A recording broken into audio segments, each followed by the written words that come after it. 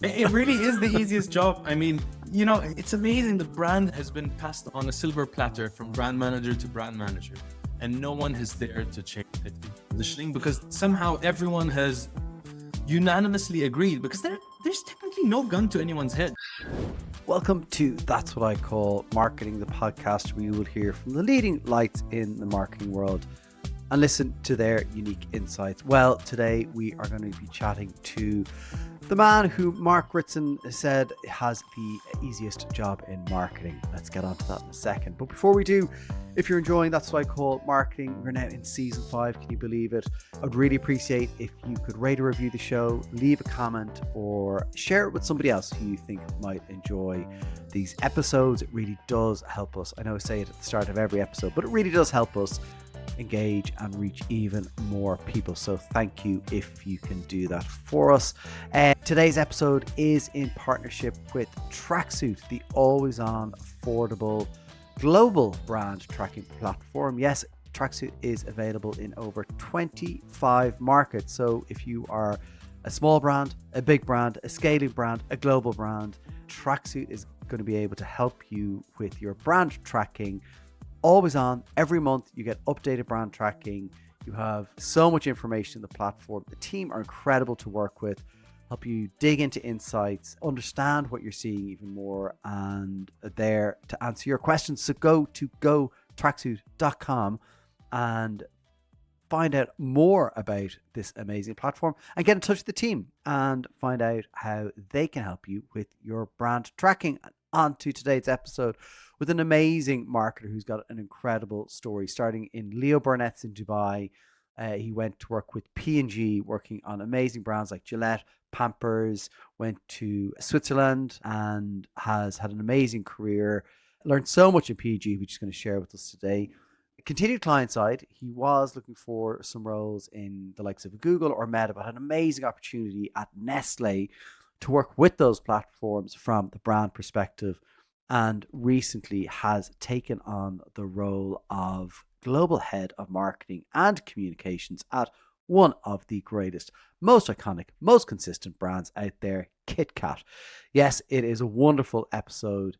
We talk about KitKat a lot on the show, and now we're talking to the person who manages the KitKat brand globally. It's Wael Jabi. So let's get straight into it. Wael, thank you so much for joining me. That's What I Call Marketing. Really looking forward to this. Me too. There's so much we want to get to, and we'll get to the fact that you have the easiest job in the world, easiest marketing job in the world. But I'd love to talk just kind of a bit of how maybe you got to having the job that you're in currently. And I think all of our paths are the things that get us to where we are now, right? And so I know you had time in Canada, and then you were agency side to begin with in Leo Burnett in Dubai. Yeah, true. I studied in Canada, but that's where it ends. With my story with Canada ends at university where I studied marketing. So I've always had a passion for marketing, and then I moved back to Dubai where I grew up actually, and I took the first job that offered me, and that was a role at Leo Burnett in an advertising agency. So I worked on the account side, working with brands. Actually, I was working on the Dubai brand. Yeah, wow. Which was fun. Really early days when Dubai was really trying to be up and coming, right? So yeah. that was fun. Yeah, I learned the ropes on the agency side. So I got a hand of how creatives work, the production department, the artwork department, releasing files to magazines and newspapers, back when we had to send a CD.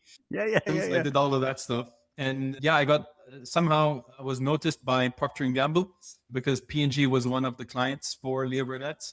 And so they asked me to interview, and I thought that I would hit myself on the head because it's, if you studied marketing at that time, P&G was always been like the school of marketing, the best place to be. So I couldn't believe that they would even consider me. And so I interviewed with them, and yeah, I got a role at P&G, and that's the start of my brand journey, if you want. And like the agency piece, I always think is interesting. And I've talked to lots of amazing marketing leaders and CMOs, and a lot of them have had a start in an agency. And I think it is a great place to learn, as you say, so much about the industry, what's required, the pressure of an agency, even the deadlines, it's how you translate the client's brief and how you motivate creatives. And these guys, they couldn't care less, right? Like they just want, they want to enjoy their lives. So how do you really get the best out of them? That was really an eye opener when I worked there. Yeah. And manage the, how do you say it? I guess egos in a way, but they're Oh not yeah, egos. It's absolutely. more Yeah. sensitivities. I worked in agencies, but I also worked in hospitality. So I worked with chefs. So they're very Oof. similar, because that creative soul requires Yeah. minding. I mean, this ego thing, I had no idea. I just thought, people are paid to do this, so we're going to do this, right? But no. Yeah, and you're going, they show you something and, they think it's hilarious. And I remember once I was laughing. I was, oh, it's so funny. And I walked away going, oh, how am I going to break the news to them? That A, it's not really that funny. And B, it's not what the client wants. So, but as you say, then on to like a Procter and Gamble, which is just, an incredible place to go and learn brand side marketing and working on Gillette. Am I right? That was Yeah. kind of was that the first brand they got you to work on? Absolutely. I was privileged enough to work on the launch of Gillette Fusion, the first time Gillette moved to 5-bladed razors.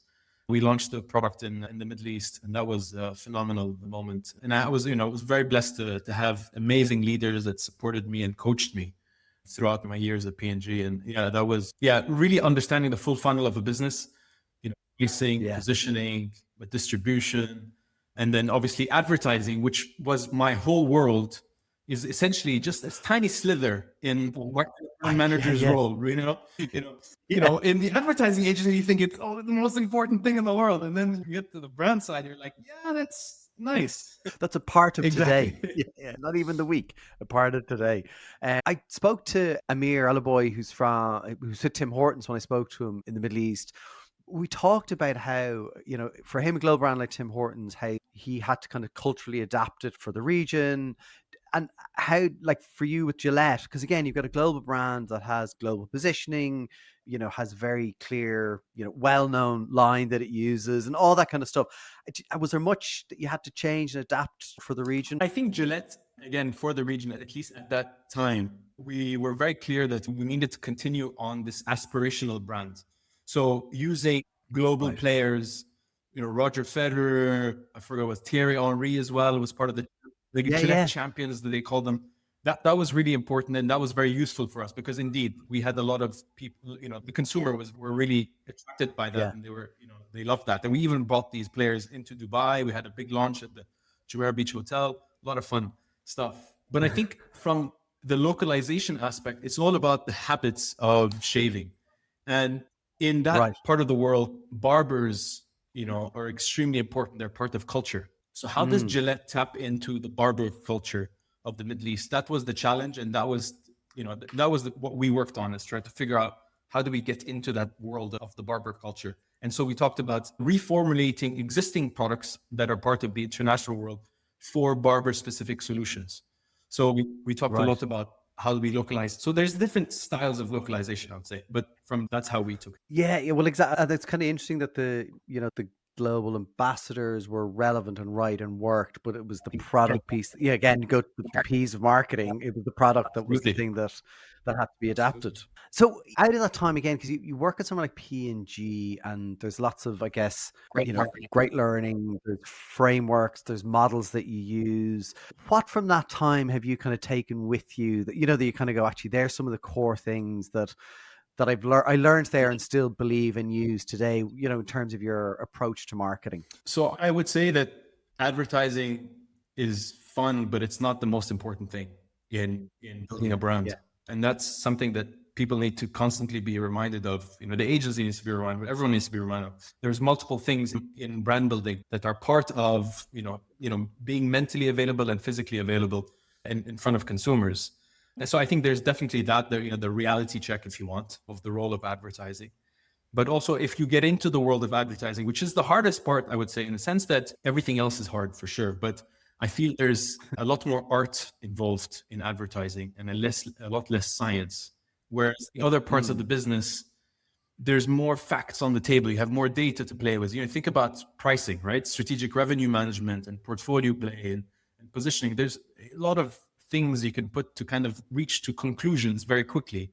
Whereas advertising, there's a lot of art. And I think one of the things for me that P&G has helped me on, apart from training me on pricing and distribution, and how things work, and how to work with distributors and product sizes and all that, is when it comes to when it comes to advertising, we have this program called I keep saying I'm not anymore, but At P&G, they used to have this program called the Assistant Brand Manager Colors. They would send all the, these, really excited and energetic brand managers to a central location. Actually, at the time, it was in Divonne in France.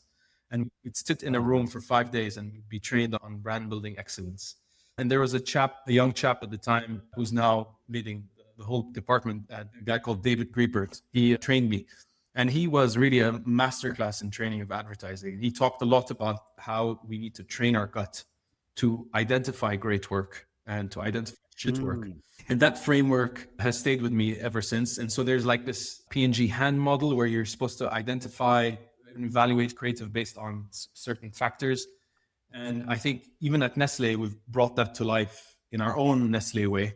And we're using that a lot to evaluate creative. That has really stuck with me amongst many other trainings, because training was a constant part of the P&G culture. Like you'd spend at least an hour every 2 weeks doing a different type of training. And isn't that wonderful to have that opportunity of, maybe it's early in your career to be exposed to that training? You know, I don't know if people get that as much as they should or could. You know, I think working somewhere big has opportunities like that. Yeah, I really hope that people understand that it doesn't matter if you're big or small. Everyone needs investment into training. Like, business leaders around the world need to understand that they will just amplify. Like, it's great to have a great strategy, but if you don't have the right people to bring that strategy to execution, it's not going to go anywhere. So you can amplify the results by making sure that the people are the best possible. We'll see. Yeah, and it is also a really good point that just because you may not be in a P&G doesn't mean that you as a marketer can't go and find the resources, the things, and even take that 1 hour every 2 weeks and go, this is my time to learn. There are so many resources available, free or not free, that can give you that. So why not invest in yourself or your team and your capabilities to just elevate the quality? It's not just about, it's competition. The commodity prices were too high. No, it's not just that. There are other ways to move the needle on your business. And that is one of them. When you look back at the P&G period, is there any work that you kind of look back and say with fondness, or kind of going, I loved doing that, or that was a thing that really worked? I think I have the opposite example, where I have an example where I regret doing that work. Oh, brilliant. I don't know if you're up to listening to that, but they're my favorite. I remember a time on Pampers, where I worked on Pampers as well, which is a fantastic brand. Again, super clear positioning, happy, healthy development of babies. And I had the opportunity, I worked on Pampers in 2 scopes. I had a regional scope managing the sub-Saharan Africa region, where I was launching and bringing the brand to life in new markets across sub-Saharan Africa. And then I had another role managing it again for the Middle East. And one of the things I regret doing in the Middle East on the Pampers brand specifically, we tried to find out what was going on. The market share wasn't growing. We were being beaten by this local competitor somehow. And we thought the problem was pricing.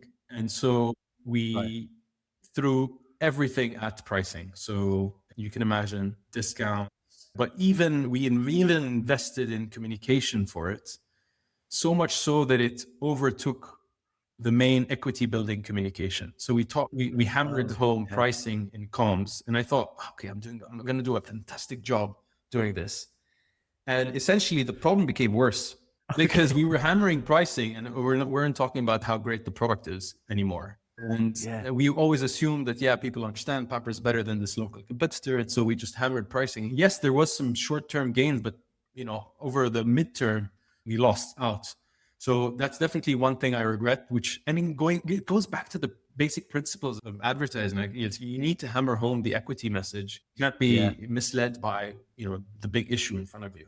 Yeah, you can get blinded by the big issue. And it happens all the time with us as marketers, right? That, something happens, I'm dealing with something at the minute where it's like just something has happened and there's a reaction and you have to kind of go and step back and go, okay, that is a reaction, but what else is happening? What's the context that we're, operating in? That's really important. Exactly. Yeah. So the move then to Nestlé, how did that come about? Because again, you're working on incredible brands, big names in a wonderful P&G company. I think if you're a pure marketeer, one of the things that is quite draining is all the other things of brand management that you get sucked up on when you're a brand manager, right? supply chain management, trying to manage logistics and getting, shipping the cases and making sure the sales happen across all the key stores and figuring out the, channel analysis and all that stuff. And I think back at the heart, I still have, like the advertising, my experience in advertising, and I just love doing ads and stuff like that. So I just felt that I was losing a lot of the basic skills of marketing, pushing control to agencies or, your assistant brand manager who actually does the work, or, as you grow older and older, you get into that management.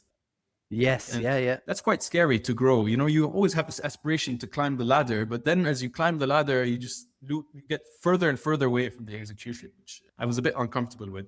And I just felt I was really losing the ropes on how to do, brand building in the digital world, that way it used to be called.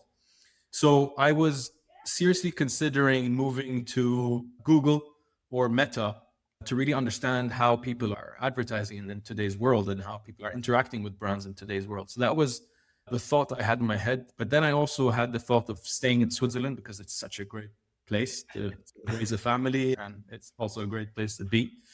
And so options weren't all around me, but I had this lucky chance with Nestlé.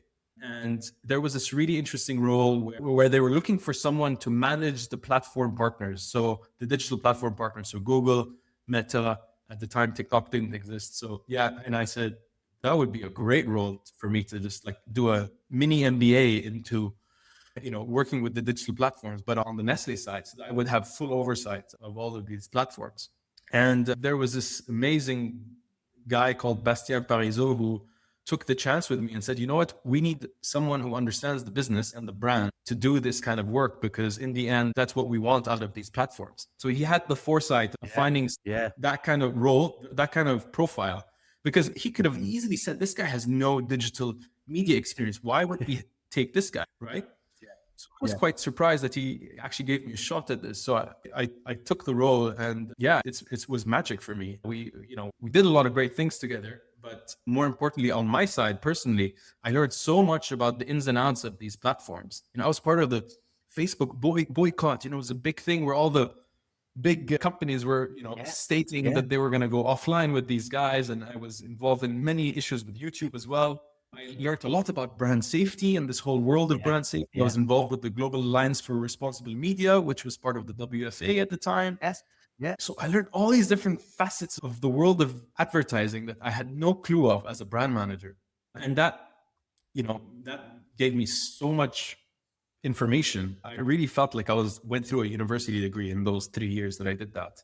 That's incredible, as you say, like, the fact that your head was in that space of maybe it's a Google Meta that I go to learn this, and then that wonderful opportunity comes up. And what were kind of some things you did learn through that? Because I do think it is interesting, you say, like, someone who didn't have all that necessary digital experience went through so much of the platforms, but they were obviously very important and still are very important to business. Yeah. I mean, I don't know where to start. There are so many different parts of it. One is the formats, right? Like if you think about a platform like Google or Meta, they sell so many different types of advertising formats.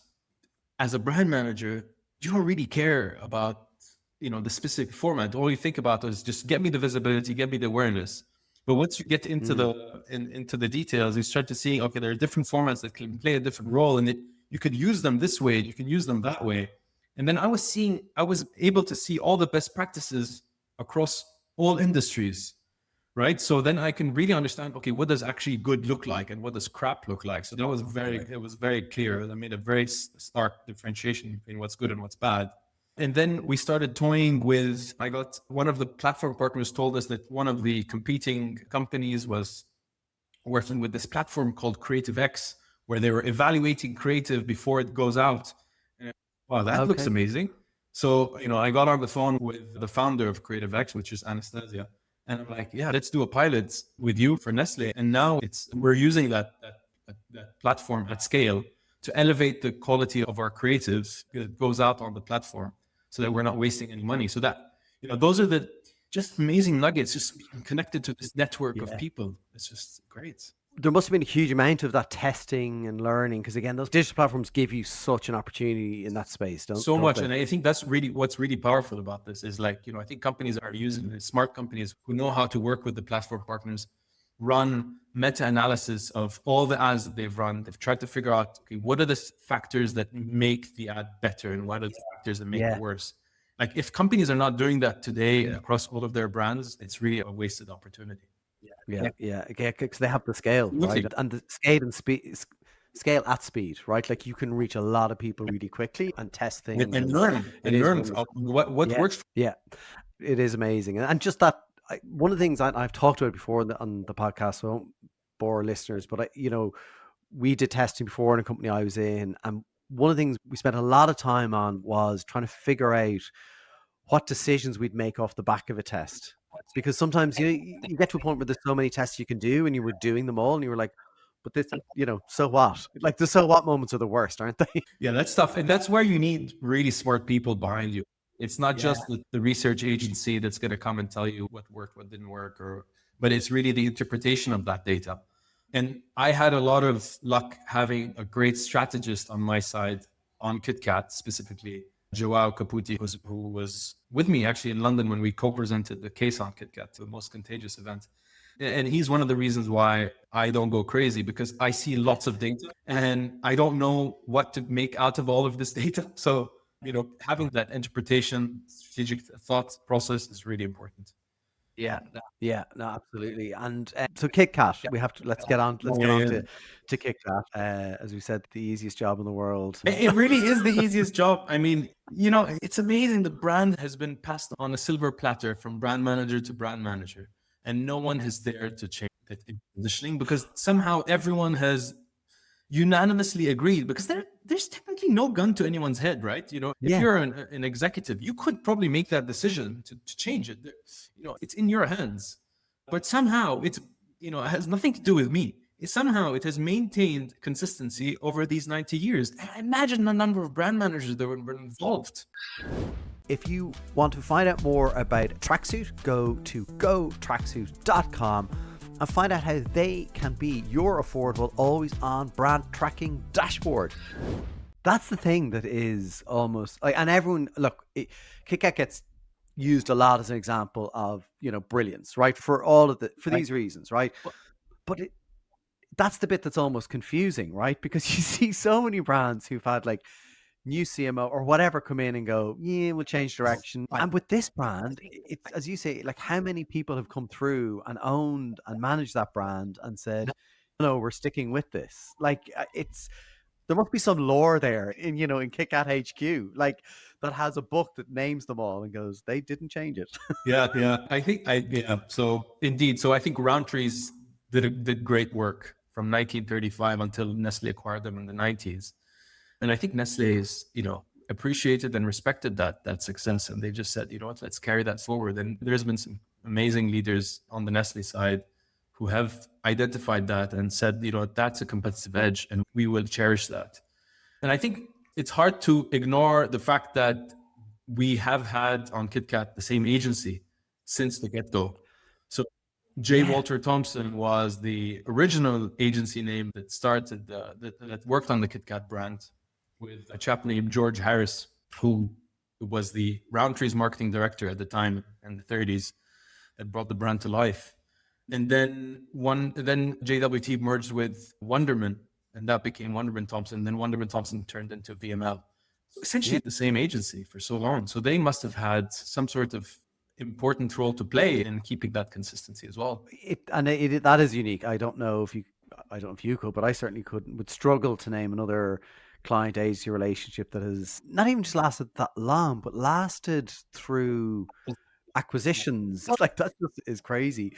But one of the things when you take on a brand like KitKat, and as you say, you've got all this wonderful work to work with, and everything's iconic about it. There's the logo, there's the bar, there's the line, the responsibility that comes with that. Like, is there a weight with that responsibility? Because I kind of feel like, a nervousness not to fuck it up. Absolutely. And I say easiest job in the world. Obviously, I say it in a tone of what I really mean by saying it's the easiest job is that we are giving you have been given superpowers, and you just use the superpowers in the right way to help society, to help the brand, to help whatever, right? So that's what I mean by the easiest job in the world. It's also the hardest job because you you have a lot of pressure riding on you to make sure that you don't mess it up, right? And I think that's also, it's a double-edged sword in the sense that I need to figure out how to make iconic work. I cannot do average work. Yeah. And so how do you do that if you've never, especially in all my previous roles, I haven't had really a truly global marketing, pure marketing communications role, which is what I'm doing today. So I need to rely on a really strong agency team to help me get there. And so, we even went through multiple creative directors to make sure that we found the right one. And so we landed on this guy called Tom Drew, who in the end helped us make the most iconic and global campaign that we have had so far in recent history on the brand. Yeah. And it's people like those that you can't skimp on. You need top talent. Just when you talk about making iconic work, like, for me, my age, I'll definitely, age myself here now, but like I still remember and think of the really iconic UK KitKat ad from the 80s. So you can't sing, you can't dance, you go a long way. It's like, but like that's the shoulders of the giants that you're getting to. So I'd love to hear about getting to the work that you've made. And as you say, really, it's multi-market, it is global, and I've seen iterations of it. How did you get there? I think we started with the challenge as a brand is how do we re-spark the iconicity of the brand? It's true that it is a 90-year-old brand, it's iconic, but I think if you look at the research data, you see how our equity is doing versus competition. There's clearly room to grow. There's still bigger fish than KitKat in our world of confectionery, let alone, beyond that world. So we knew that there was still an opportunity to grow. And I think one of the things we identified as a team was we are bigger than the sum of our parts, right? So in the sense that 1 + 1 = 4, you had to hammer that with the markets, because as much as KitKat is a global brand, it's very much a local brand as well. With every market was also doing their own thing and trying to do their best to grow their business locally. And we're available in more than 90 countries. How do you bring all these countries together to do bigger things? And so I think the easiest, quickest example of that is the partnership with Formula One. We weren't able to do that if we didn't agree together as a KitKat markets around the world that the only way for us to get into this stratosphere of this level of marketing and partnership is to do things together. Like we have to pool in our resources to be very simple, but it took time to convince the markets. It took time for us to get there. And we did, and we decided that this is the right way to go. And so the ambition was there, which was great. So we all aligned on the ambition. And then we started to figure out, okay, what's going on with consumers today when it comes to brakes? So it all starts with the consumer. And we did this big research with Kantar and Human8, the two research agencies that helped us. And we just tried to figure out what's going on with brakes in the world of today. Because we thought, okay, people are taking brakes and they just need to be reminded to have brakes. But that wasn't the problem. The problem wasn't the fact that they needed to be reminded that brakes are important. What the problem was that they weren't having proper brakes. So brakes were broken, and brakes are broken in today's society. And that was relevant for Gen Z, but it was relevant for every generation. And that was the beauty of that insight. And we said, you know what, is that true across the world? And, the theory worked in all the markets we tested it. And that was the beauty. It's like, oh, wow, we found the golden nugget, and that took us 6 months. And that, whatever thousands of dollars it took to do that, it was worth the investment. It was worth the time because we found the nugget that worked across markets. That was, for me, I knew at that point that, okay, we have something to work on and this is going to be great. Now I need someone who's amazing, who's going to bring that insight to life in the most iconic way so that we can, have work that travels. That was the second part of the challenge. I love that, the insight, because that is when you unlock a true human insight, and the proof of it being a true human insight, I think, is that it works. It is the same everywhere, or a version of it is the same. And you can boil it down into what is that insight that you are able to unlock. Because then that, I can even see it in your face when you talked about it there, like you lit up, and I can imagine you lighting up when that started to come to life through that whole it was a eureka moment. Eureka. Yeah, it's incredible. And also the power of that when it goes into the creative brief, because then, as you say, you have that second part, which maybe it is second part, is that the right creative team that are going to then work on this. And then I'm sure their faces lit up when you were like, here's the insight. Like, you'd be running over to them, here's the insight.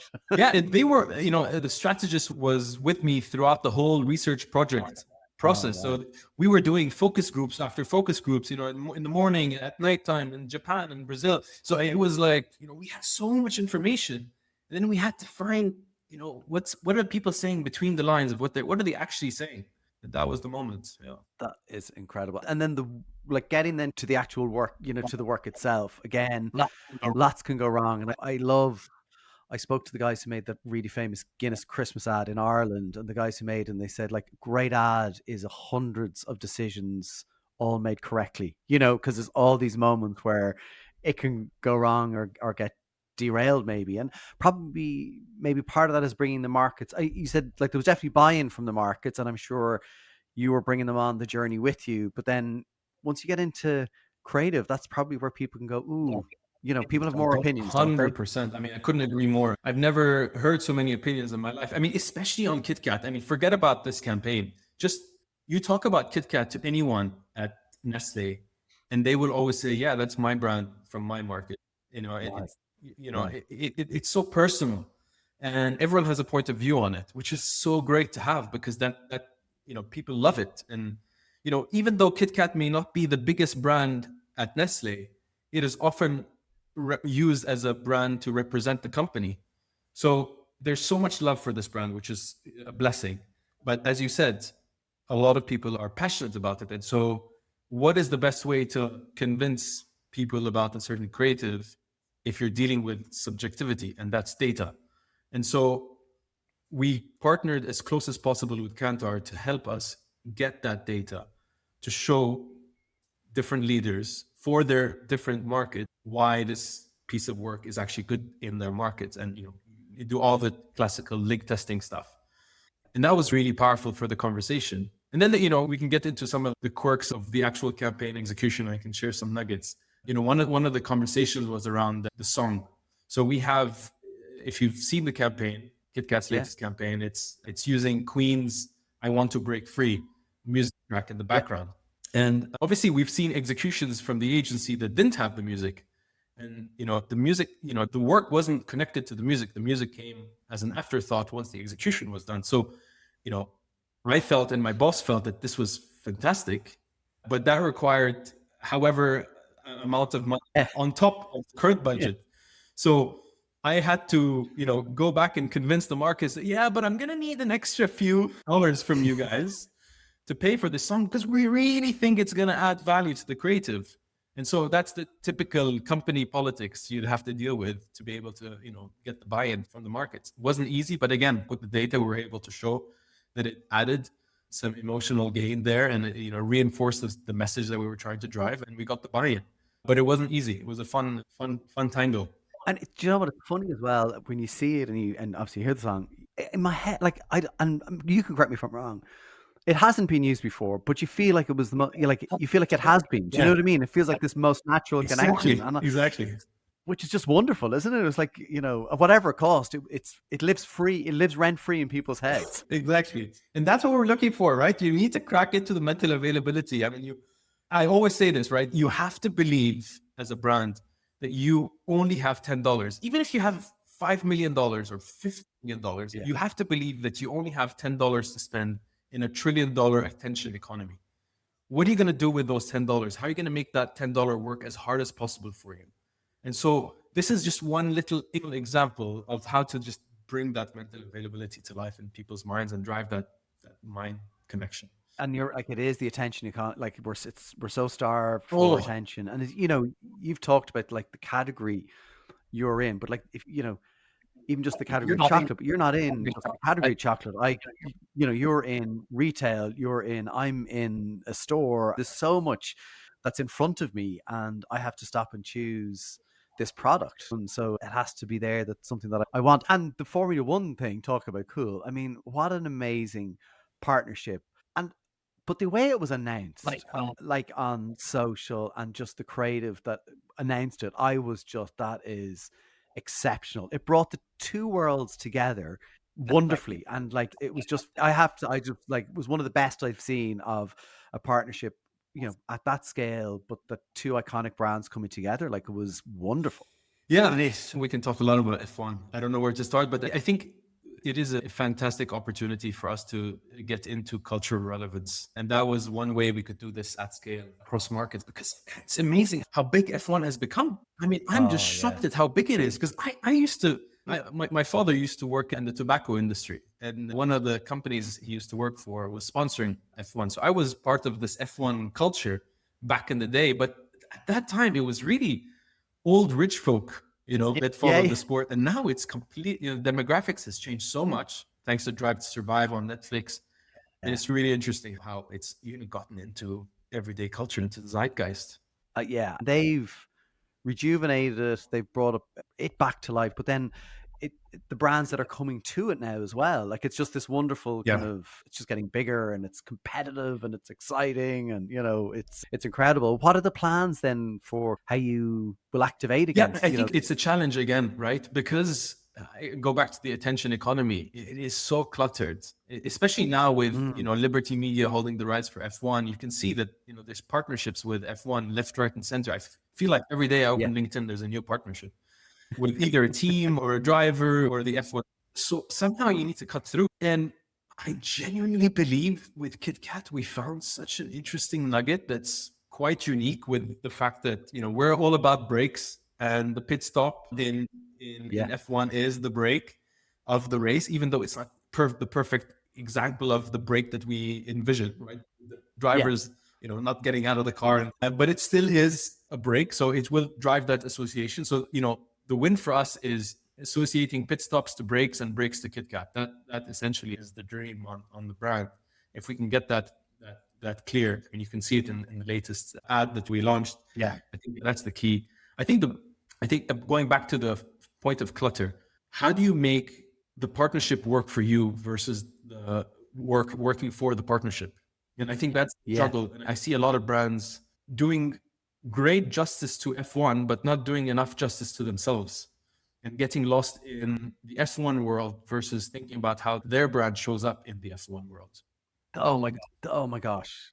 I literally have had the same conversation about something that I'm working on, and almost the same words. I'm like, we're in their world. How can we now, how can they be in our world? Because that to me is where it pays off for the brand versus the property, for want of a better word. And it's a much smaller scale, but it's the same problem, right? Because you can just get lost then in their world. Exactly. As you think then about kind of how, look, you're off the back of incredible work that, and again, KitKat is known for consistency. So I imagine the plan is to be consistent around delivery of that. Will there be future executions, or is it this is our path now and we're kind of going to work with that for the next couple of years? Yeah, so I think I don't think we will change until the consumer tells us that we have a completely different insight. I think the unfortunate reality is that the fact that brakes are broken seems to be a trend that will continue for the coming foreseeable future. We're so inundated, and it's just getting worse. So I think hammering on that platform or that insight will definitely be the priority. I don't see that changing. What I think is going to change is potentially the execution if we ever reach that point of wear out, which, this theoretical thing called wear out. But for sure, we need to keep things fresh. We need to keep things timely relevant. So there's, all the side stuff, the social activation, that needs to continue to flourish. We still need to create as often as possible to be able to cut through. But I think that the big work, I don't think will really require strong changes over the next couple of years. Yeah. And look, I would agree. You definitely would have the easiest job in the world if there was no other creative to be done. So there's definitely stuff to be done. And how are you leveraging technology to get that work done? So obviously you've got amazing agency partners, but also in a world of technological advances and probably speed as well. How are you seeing the two come together? Yeah, I think so. Obviously, we're working with the world's biggest creative agency, which is VML. So you can imagine the different types of tools and offers that they have available to us to leverage. But I think also Nestlé as an organization leverages a lot of content studios across different markets. And so, we are getting, hands-on keyboard access to all these different AI tools and trying to see where can we actually create true magic without ruining the craft. I think that's a really fine line, and it's really important that we strike that right balance. Because, I've seen a lot of AI slop across social. That's really a dangerous space. We need to continue to, in the most important way, really touch the hearts and minds of people. And if it doesn't feel authentic, then we shouldn't do it. It's such an interesting challenge, isn't it, that we're all facing into, because there's such an opportunity with it. It's really exciting, and then but as you say, the slap is the risk. It is getting better, but again, the most important thing is we need to still stay human somehow throughout this world of AI. I did mean to ask you actually about product and product range, and there's obviously more products come to market. Just curious, there was a vegan KitKat. We no longer have it in this market. Has that been discontinued globally, or? Yeah, I think we tried really hard to make vegan KitKat a thing. We were very lucky that we had, at the time of the launch, it was this brilliant, again, my previous boss, Simone Tuma, jumped on this opportunity, but Kim Kardashian talked about KitKat vegan, and we sent her a box, and then she actually posted it on her social, which she gave us a lot of clout and gave us a lot of visibility. And so there was more demand for KitKat vegan. We had to jump through many hoops to actually bring KitKat vegan to life in our production plants, because you can imagine that you're making sure that there's zero, animal-based milk products in the production line means you had to clean out the whole line, purely, vegan milk that goes through, which was, I think it was rice milk at the time we were using. And we launched it with, as much effort as we would launch any other product with full heart. But slowly the demand started to decline, and there weren't that many people who were really interested in vegan for us to sustain that business. I guess as this goes out at the start of 2026, when you look to this year and kind of what are your, maybe this, fast forward 12 months, what does success look like for you and for KitKat? Because, I mean, again, this has been a bloody good year. So, what's the... So there are some exciting new product launches coming up. So I can't share much, but there's definitely some really exciting products. Hopefully you can see it through the video that I actually mean it, that it's going to be really exciting. I can see it. Unfortunately, can't share at this stage. But again, the communication that will couple that new product launch is going to be something that's that we haven't done before. So I'm really excited to bring that to life. That's something I'm working hard on. I think more of the same in different ways of saying it is going to be the future, I would say, on KitKat. And that's, goes back to timeless fundamentals with timely relevance, just multiplying that. So stay connected on social, on KitKat. You'll see some fun stuff. I can't wait, and what's great about that, even you said it there, is it will be consistent. It's going to be consistent but fresh. That's the wonderful David Taylor talks about, that fresh consistency, which I love. I love that idea, right? Keep it fresh, but be consistent. And it's a bit of a dichotomy. I know. Yeah, it works. You've got fresh consistency. You do fame brilliantly. You've got wonderful assets. It's such a wonderful brand. And for all the time I've talked about it, to actually get to talk to you about it has been an absolute pleasure. I am so grateful for you taking the time out to I'm honored to speak. Brilliant. Well, thank you so much. Have a great day. Cheers.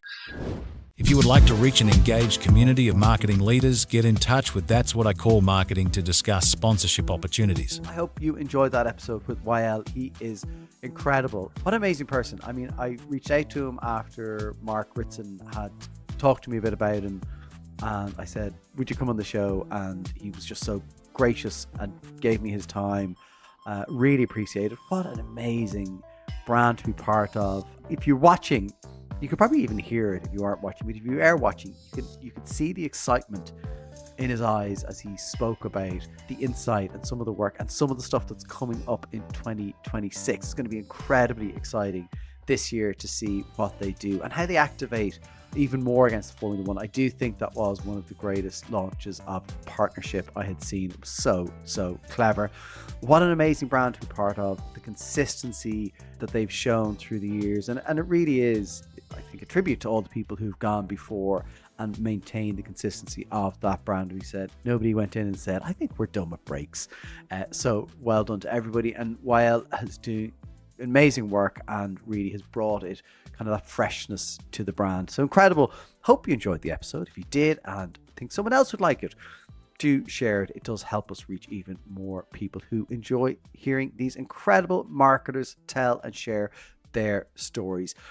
Thank you again to Tracksuit for partnering with me on this episode. They are available in 25 markets. So if you are a brand like KitKat and you want to see how your brand is performing in 25 markets, well, go to gotracksuit.com and find out how they can help you. Of course, you don't have to be in 25 markets. If you're like me in one market, you can use Go Tracksuit to track your brand health metrics every single month. It's always on, it's affordable, and the team are standing by to take your calls right now. It sounds like hotline, but just go to gotracksuit.com and find out more about the amazing platform that they have. That's it for this episode, and thank you so much, as always, for tuning in. From me, your host, Conor Byrne. Take care.